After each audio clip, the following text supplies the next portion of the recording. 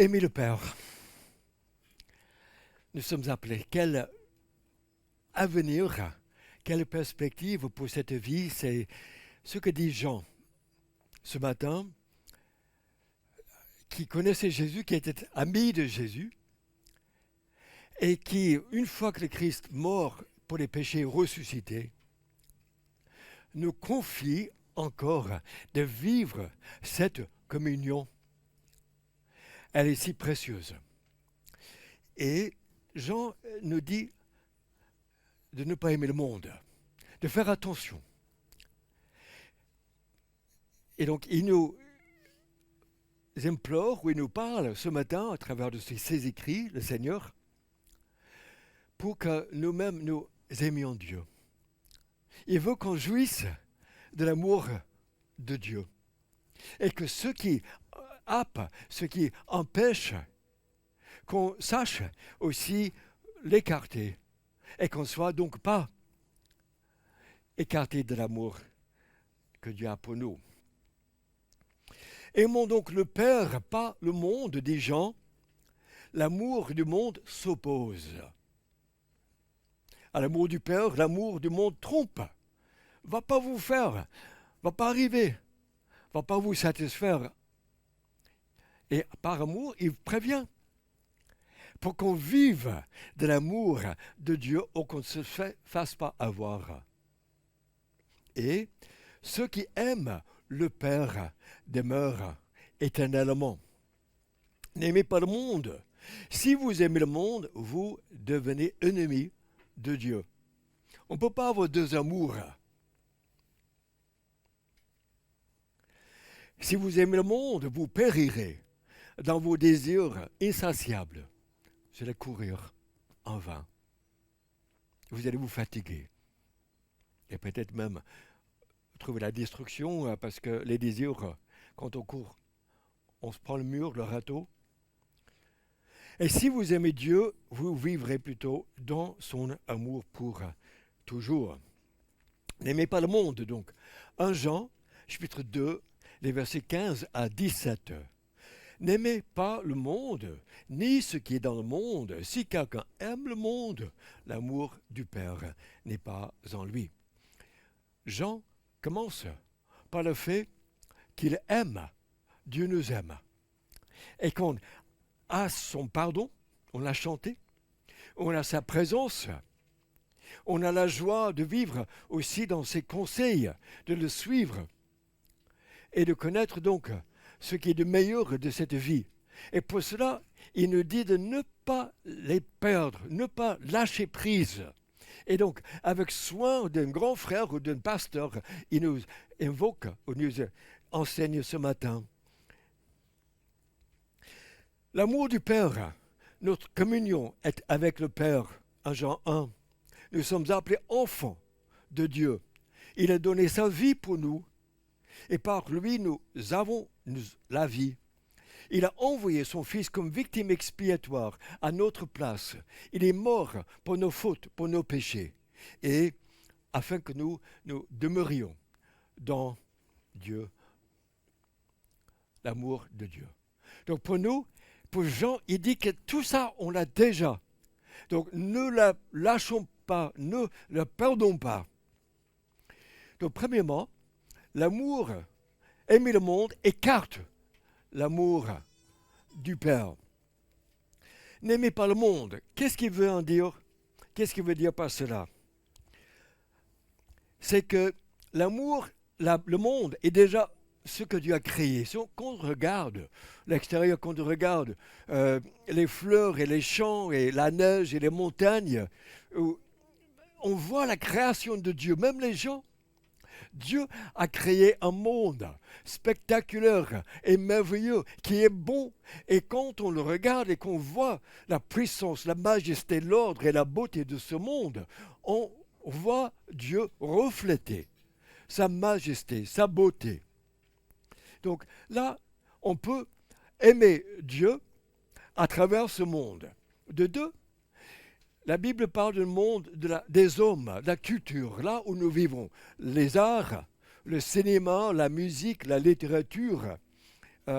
Tout ça, c'est aussi ce qu'en partie étaient des dons de la part de Dieu aux hommes.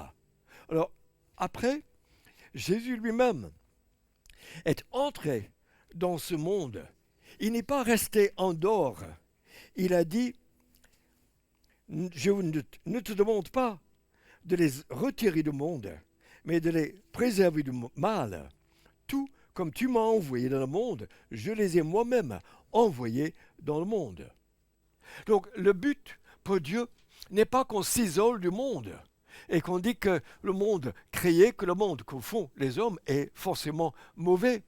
On peut, d'une part, dialoguer, être sel et lumière comme Jésus lui-même a été. Adoptons l'attitude de Jésus vis-à-vis de ce monde. Et puis, il y a un troisième monde, utilisation de ce mot, qui est le monde opposé à Dieu. C'est le monde où les gens tournent le dos à Dieu et disent que j'en veux pas, je fais comme je le veux. Et ce monde-là, c'est ce monde qui a crucifié le Christ, qui a haï le Christ, et qui aussi, dans cette opposition avec Dieu, haït aussi le peuple qui suit Dieu. Ce monde-là, ce n'est pas à participer, à nous engager pour aimer ce monde-là, mais plutôt à aimer avec l'amour de Dieu, afin que ceux qui s'opposent soient gagnés, réconciliés et pardonnés. Parce que nous-mêmes aussi, à un moment donné, nous étions ceux et parmi ceux et celles aussi. Donc le monde est un monde en trois parties. On peut comprendre par trois choses: créé par Dieu, créé par les hommes et aussi opposé à Dieu. Alors le monde opposé, rappelons-nous que Jésus est entré pour sauver. Il ne lui a pas tourné le dos, il n'a pas ignoré, il a discuté, dialogué avec les synagogues, il a marché avec des gens, il les a nourris. Donc il était dans ce monde. Et nous pouvons être dans ce monde, mais pas avec les valeurs de ce monde, pour que nous-mêmes, nous soyons contre Dieu ou ses valeurs. Alors ce monde est bon. De ce qui a été créé, nous l'avons vu, créé par Dieu, même les dons que Dieu donne pour servir, pour bénir, pour que notre culture, notre société soit élevée ou puisse bénir et servir les uns les autres par notre travail. Mais si on prend ce qui est de bon et on l'élève, on dit « je vis pour ça ». Je vis pour ce monde créé. Là, vous l'avez dénaturé, l'utilisation bonne pour ce monde, et vous en avez fait une utilisation qui n'est pas bienséante, mais qui est mauvaise. Tu aimeras le Seigneur ton Dieu de tout ton cœur, de toute ton âme et de toute ta pensée. Et tu aimeras ton prochain comme à toi-même. Mais mon prochain est parfois celui qui s'oppose à Dieu, celui qui ne connaît pas Dieu, celui qui a besoin de moi, celui que je veux bénir et aimer et montrer que lui-même, il ne va pas arriver sans Dieu. Il sera opposé et même restera sous la colère de Dieu. Et cette personne-là, Dieu demande à aimer.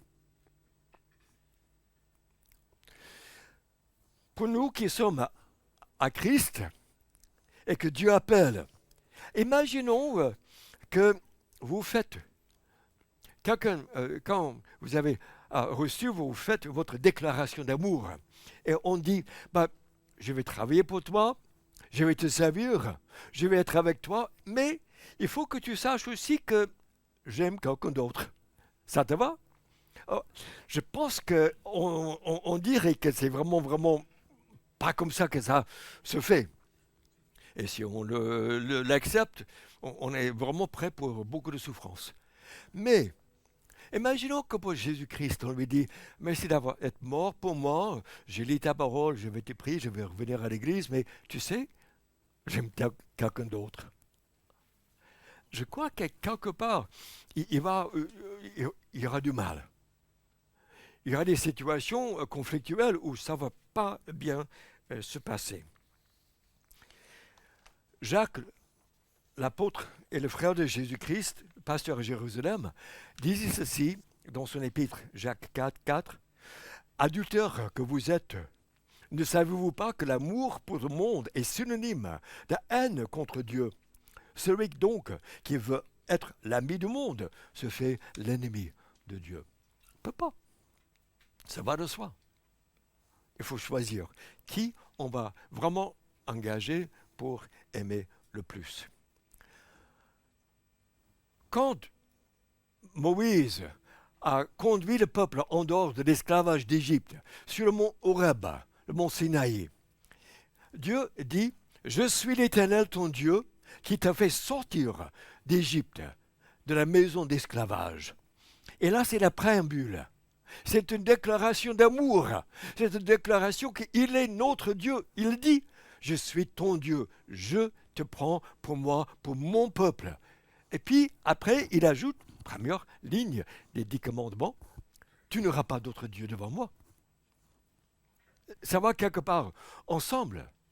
Mais c'est parce qu'il veut qu'on se sache aimer, qu'on jouisse pleinement de tout ce qu'il a pour toi.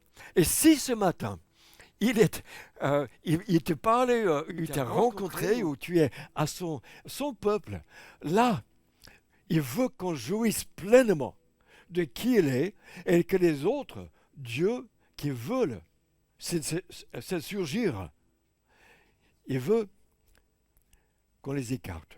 Tu ne te prosterneras pas devant elles, tu ne les serviras pas, car moi, l'Éternel ton Dieu, je suis un Dieu jaloux. Je punis la faute jusqu'à 3 générations. Donc attention de ce qu'on fait avec les amours indignes de notre Dieu. Revenons donc à Jean, le 2e verset, 1 Jean 2,16. En effet, tout ce qui est dans le monde, la convoitise qui est dans l'homme, la convoitise des yeux, la confiance présomptueuse en ses ressources, vient non du Père, mais du monde. Ici, c'est le pasteur Jean qui parle à ceux qui sont choisis, aimés par le Père. Et il nous met en garde qu'on ne s'abîme pas dans ce monde avec d'autres amours qui vont nous tromper.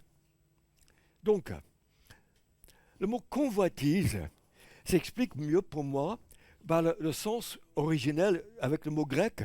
C'est le mot épithumia.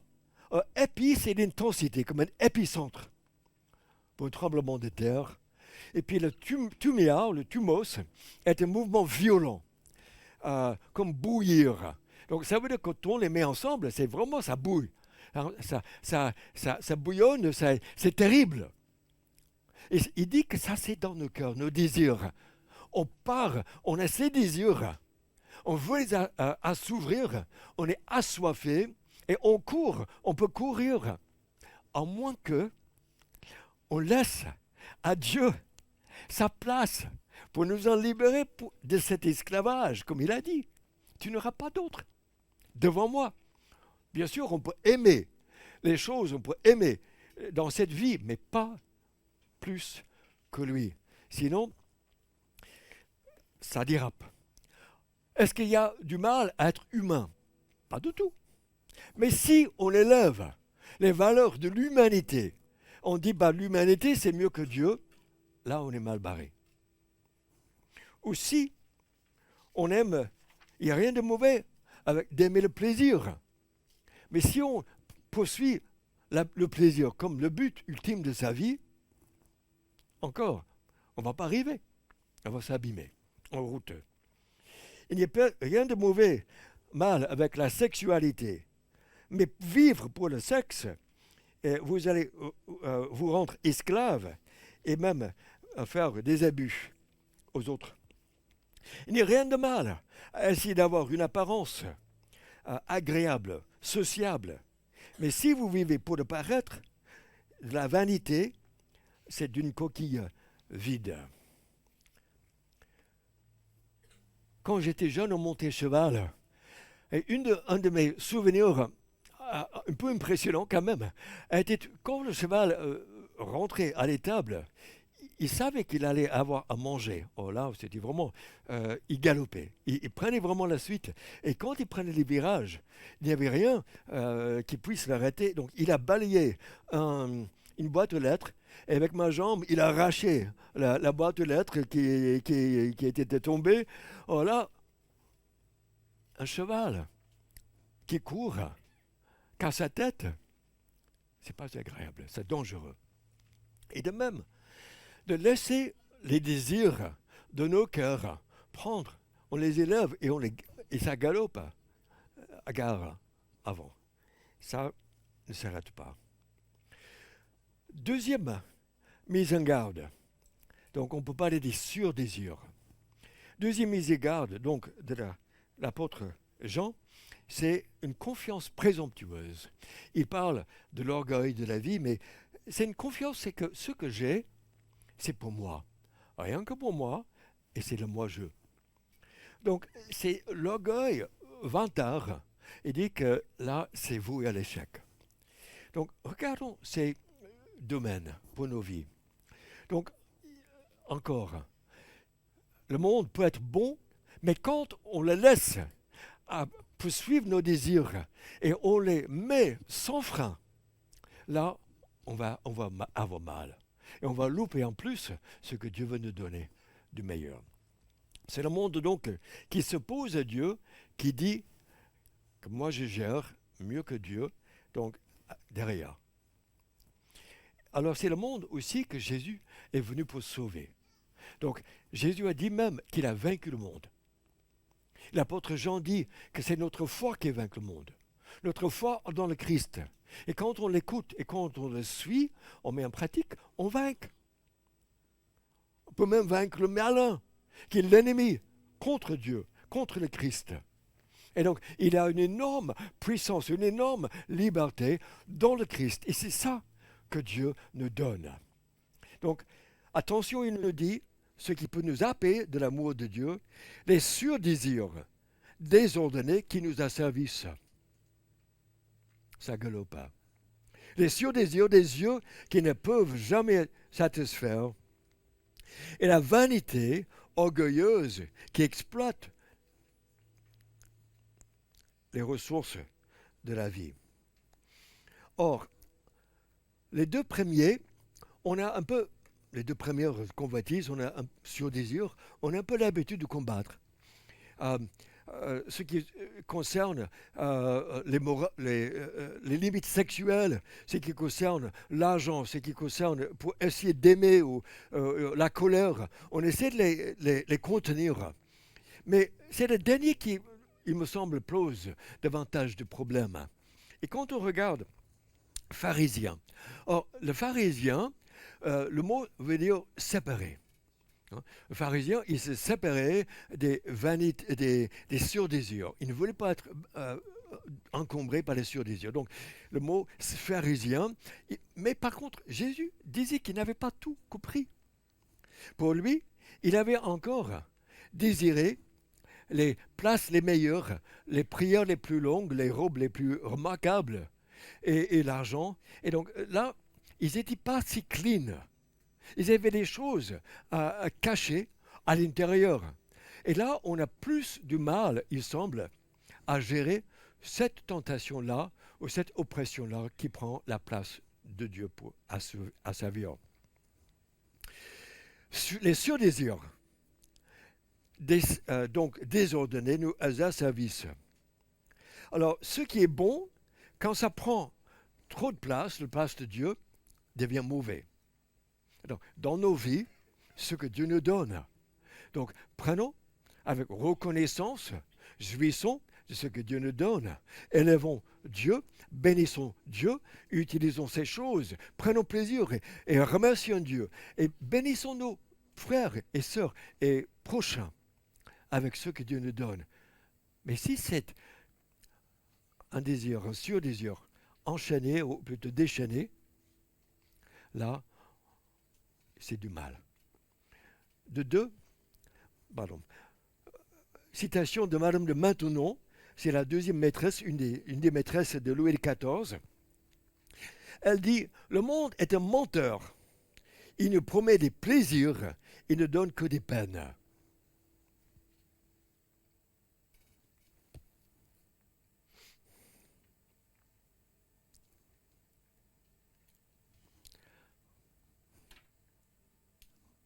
Voilà.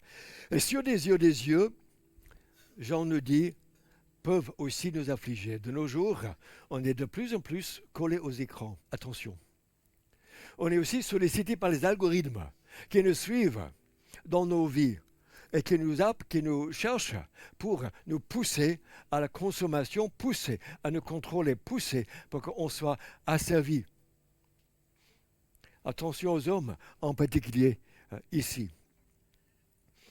Richard Sible, du XVIe siècle, a dit le suivant: ma chair ou les surdésirs de ma chair, mais ma chair est prête à me livrer entre les mains du monde et du diable. C'est pourquoi il doit y avoir une garde merveilleusement forte. Je ne dois pas laisser mes affections vagabonder. Alors pour nous, avons-nous mis en garde ce temps avec le Christ pour que lui-même il gère? Et commencer simplement par lui donner le tout, comme nous l'avons chanté. Il est le roi des rois de toute manière. Tout lui appartient. Mais il est aussi le sauveur du monde. Et quand on lui donne ces surdésirs, les affections qu'on court après, et que lui-même, il les gère pour nous, c'est une garde fou pour notre bonheur. Le pasteur Tim Keller dit que notre cœur est une usine aux idoles. Si on le laisse libre, en libre cours, là, ça va faire mal. Donc nos désirs peuvent chercher dans ce monde ce que Dieu nous offre lui-même, que de nos vives, qui vient de lui. Il connaît nos besoins. Il nous dit de ne pas nous inquiéter. Il nous dit de lui faire confiance. Et il dit que lui-même, qu'on peut être rempli de sa présence, de sa bonté. Et ce n'est pas à nous de chasser tout, de gérer tout, mais plutôt d'accepter de sa part sa bonté, son amour, sa présence et sa puissance pour agir dans nos vies. Isaïe nous dit: sur cette montagne, l'Éternel, le maître de l'univers, prépare pour tous les peuples un festin de plats succulents. C'est-à-dire, tous nos désirs seront finalement assouvis alors que nous nous prélassons dans la communion avec Dieu, pour laquelle nous avons été créés, et que souvent, sans que nous le sachions, a été le désir le plus profond de notre cœur.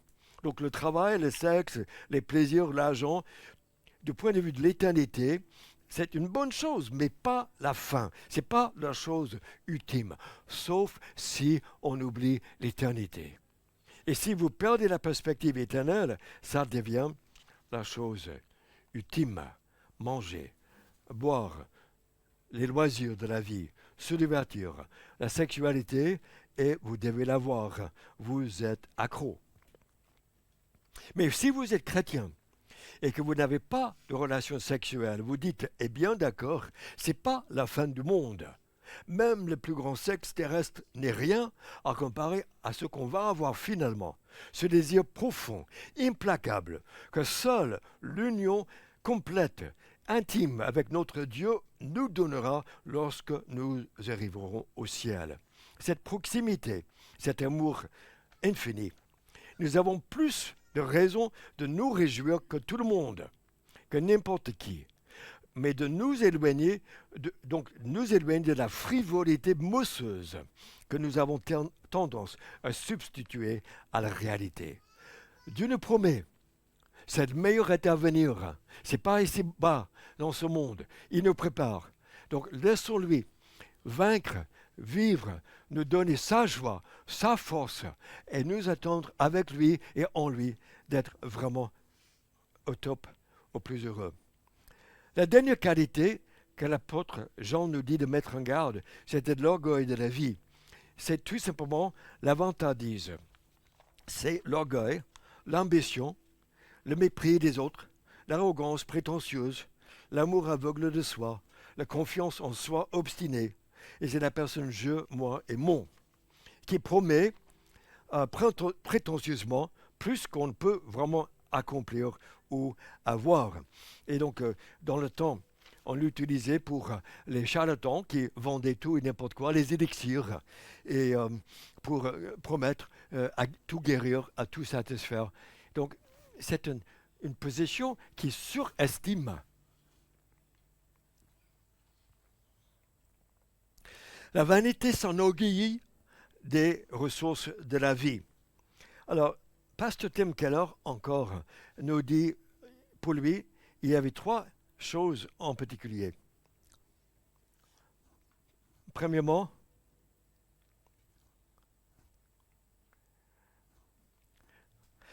c'est donc la fierté des applaudissements. Je veux de la reconnaissance, je veux qu'on me remercie. Je veux que les gens remarquent qui je suis, la vantardise. De deux, il y a l'orgueil de pouvoir. Je veux être aux commandes. Je veux faire ce que je veux. Personne ne me dit quoi faire. Troisièmement, il y a l'obsession du contrôle. Personne ne me marche dessus. Je ne renonce pas à mes besoins et mes droits pour les autres. Donc, c'est l'orgueil de la vie. Encore, c'est de l'idolâtrie. C'est de la prendre de la place de Dieu. Jacques 4, verset 6 nous avertit, Dieu s'oppose aux orgueilleux, mais il fait grâce aux humbles. Waouh, quel CV, quel corps, quelle connexion, on peut dire. Mais les chrétiens sont appelés à avoir des yeux rayon X, des yeux anti-paillettes, et qui voient au-delà les bling-bling qui est de plus en plus de ce monde, les fake news, les images qui sont fausses. Dieu choisit les pauvres, Dieu choisit le faible, Dieu choisit les petits et il les bénit. Et il les enrichit. Et c'est lui qui le donne pour se glorifier en lui. Donc, c'est mis en garde. Pourquoi ?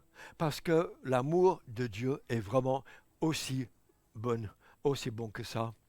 Et que parce que vraiment Dieu veut nous bénir, veut vous bénir, veut qu'on soit enrichi, qu'on jouisse pleinement de ses bienfaits, ici-bas et déjà, et nous préparer pour l'éternité pour être avec lui. Et donc, il ne veut pas qu'on soit gommé ou écarté par les autres choses, les fake news, les choses qui vont s'insurgir dans notre vie pour essayer de réclamer sa place. Il nous invite avec tout le sérieux, toute la grâce, toute la vérité, de lui laisser cette grâce afin qu'on soit heureux, le plus heureux possible ici-bas en tant que ses enfants.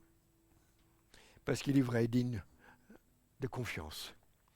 Donc, dernier point que Jean nous dit, c'est donc de demeurer dans l'amour éternel du Père, ce qu'il veut. Il veut vous donner de son amour. Il veut que nous-mêmes, nous puissions être remplis et que nous connaissions la profondeur, la largeur, la hauteur de l'amour de Dieu pour chacun de nous et même pour ce monde, pour les gens autour. Donc Jean nous dit, le monde passe et sa convoitise aussi. Mais celui qui fait la volonté de Dieu demeure éternellement. Ce qui veut dire donc, si on fait la volonté de Dieu, Jésus dit, il est mon ami. Alors si vous êtes sur la voie de faire la volonté de Dieu, de respecter ses commandements, Jésus-Christ vous prend et vous dit, vous êtes son ami. Vous marchez avec lui et il n'y a rien de comme une amitié avec le Christ qui donne sa vie, qui est maudit sur la croix pour nous, qui prend notre injustice pour donner sienne et donne sa vie. Donc, de cultiver cette amitié avec le Christ, faire sa volonté, Jésus dit, vous êtes mes amis. Et vous demeurerez avec le Père dans leur amour. Le Christ qui a demeuré dans l'amour du Père, il dit, je vous inclus, je vous invite, vous entrez dans cet amour infini, relationnel, bénis, vivons avec le Dieu qui donne son Fils pour le monde, afin de nous racheter. Il dit, je vous ouvre cette relation. Et donc, je veux que vous demeuriez avec moi, et ça pour l'éternité. Et donc, il dit, si vous demeurez déjà dans le Christ, en gardant ses commandements, ça, c'est la promesse que pour l'éternité, vous demeurerez. Or, le monde passe, et sa convoitise aussi. Les royaumes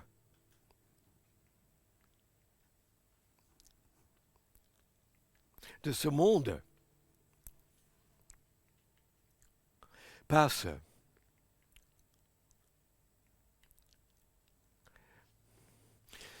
Si quelqu'un vous propose un investissement qui va durer pendant 3-4 ans et puis va vous coûter rien, tout, vous allez tout perdre, ce n'est vraiment pas un bon investissement. Il vaut mieux laisser ces choses-là. Parfois, on peut sentir que zut, ce monde, les vagues me tombent dessus, comme disait le psalmiste dans le psaume 42,7. Alors, ça nous rappelle qu'ici, ce n'est pas on n'est pas encore chez nous. On est en voyage, on est en chemin. Mais si vous avez mis votre espérance dans le Dieu éternel et au ciel, là, vous êtes invincible, inébranlable. Mais pour le moment, vous êtes en chemin, et le conseil de Dieu, c'est de ne pas accrocher tous vos panneaux ici-bas, même si c'est une étoile, plutôt un hôtel de luxe. Ce n'est pas là où vous allez vous installer. Vous êtes du passage, parce que étant un pèlerin de passage, vous allez vers une destination que Dieu vous invite, que Dieu vous appelle à partager, que Dieu vous prépare pour lui-même. Et c'est là, on ne va pas s'accrocher ici. On va être prêt donc à continuer à marcher. Et c'est intéressant, dans l'Ancien Testament, le mot pour hébreu, c'est passer. Ils passaient par le désert. Ils continuaient à travers les difficultés de la vie. Et Dieu les a conduits parce que le désert n'était pas le point, leur chez eux. Le désert, pour l'Exode, était un chemin de passage. Et nous, les chers amis, ne sommes que de passage, ici-bas. Et nous allons vers Dieu éternel, infini, riche en amour et en grâce. Il désire, disent les épîtres aux Hébreux, il désire une meilleure patrie, une patrie céleste. C'est pourquoi Dieu n'a pas honte d'être appelé leur Dieu, car il leur a préparé une cité. La joie vous attend? La joie que nous attendrons, qui nous attend, est extrêmement grande et vigoureuse. La sensation la plus forte, la plus vive, d'une douceur inexprimable, le privilège d'être avec le Christ au ciel. Il est assis déjà, lui, à la droite de Dieu. Il nous attend dans la gloire du roi et de Dieu des anges, de l'univers entier, resplendissant comme la grande lumière, le soleil, brillant de ce monde de gloire, pour y demeurer dans la vue pleine, constante et éternelle de sa beauté, de son éclat, librement et infiniment, intimement, pour conserver avec lui, pour jouir pleinement de son amour, comme ses amis, son épouse, pour communier avec lui dans le plaisir, dans la joie infinie qu'il a dans la jouissance de son Père, et de participer avec lui à la joie et la gloire de sa victoire, de chanter donc ses victoires et se joindre donc à lui, les chants joyeux de louange à son Père et à notre Père, à son Dieu et à notre Dieu, et au siècle des siècles. Le ciel donc est un monde d'amour, parce que Dieu y est une source d'amour pleine. Les croyants donc sont pris seront pris dans cette source sans fin de l'amour qui transpire entre le Fils et le Père. Notre destination, on n'est pas encore. Il nous prépare. Il nous invite à ne pas délaisser, ne pas abandonner cet amour déjà commencé dans nos vies, dans nos cœurs. Si on est déjà dans le Christ, et si on a reçu ce pardon, vous êtes à lui, nous sommes à lui. Et la vie qui vient, qui nous promet, c'est d'être complètement remplie, débordante, pour au siècle des siècles, avec cet amour, cette joie. En attendant, ne mettons pas attention à ces désirs, ces surdésirs qui viennent de nos cœurs, désirs pour ce que ce monde offre. C'est pour du vol, c'est pour enlever à ce qui est le meilleur pour vous. Dieu, il promet d'être notre Dieu et de nous bénir le plus richement possible. Il nous demande simplement de le respecter et de le marcher avec lui. Charles Studd était un universitaire qui a assisté donc à une université prestigieuse, le meilleur joueur du cricket au monde à son époque. À 24 ans, il a tout plaqué. Il a quitté la richesse, la popularité et tout ce qu'il avait pour partager l'évangile de l'amour de Dieu pour ce monde que lui-même il avait considéré et estimé loin supérieur. Il est allé donc en Chine, en Inde et puis en Afrique.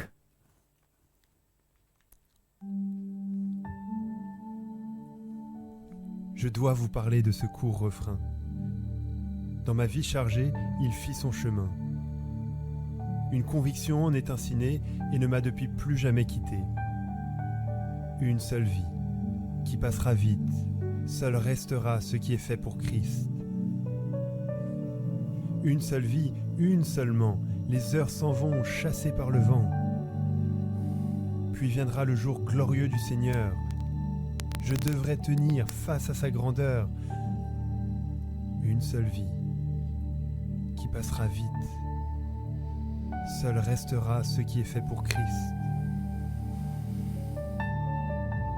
Une seule vie, cette douce voix me supplie de faire de bien meilleurs choix et d'abandonner mes buts orgueilleux pour me soumettre au plan parfait de Dieu. Une seule vie, qui passera vite. Seul restera ce qui est fait pour Christ. Donne-moi, ô Père, la résolution de te suivre même dans les afflictions. Te rester fidèle, ce quoi qu'il en coûte, te faire plaisir au long de la route, une seule vie qui passera vite. Seul restera ce qui est fait pour Christ. Une seule vie, juste une ici-bas. C'est ta volonté qui s'accomplira. Et quand prendra fin la dernière scène, je pourrais redire, ça valait la peine. Une seule vie qui passera vite. Seul restera ce qui est fait pour Christ.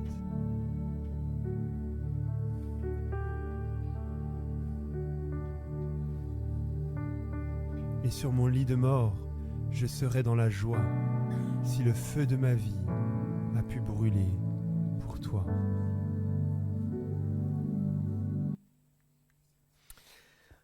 C'est qu'il a écrit ce poème.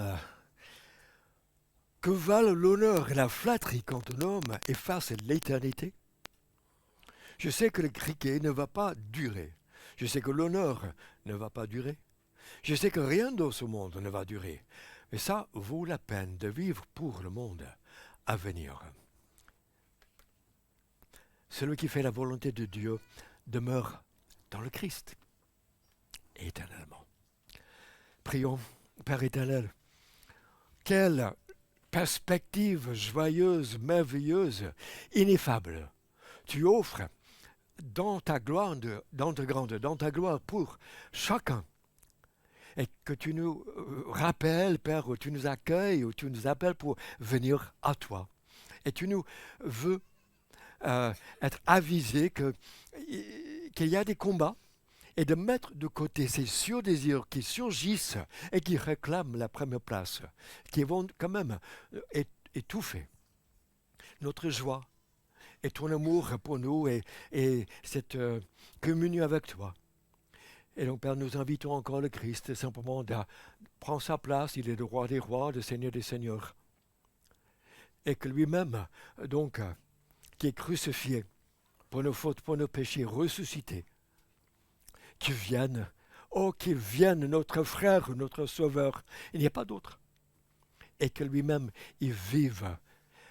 Et nous voulons nous fortifier, nous consacrer, et que tu nous gardes, afin que nous apprenions à lui laisser régner, vivre, à nous préparer pour ce monde que tu as préparé, et qu'avec d'autres, nous, qui sont déjà partis, passés, nous nous réjouissons en toi pour être pleinement satisfaits, guéris, rétablis par un Dieu et pour toi que nous sommes créés et faits au nom de Jésus. Amen.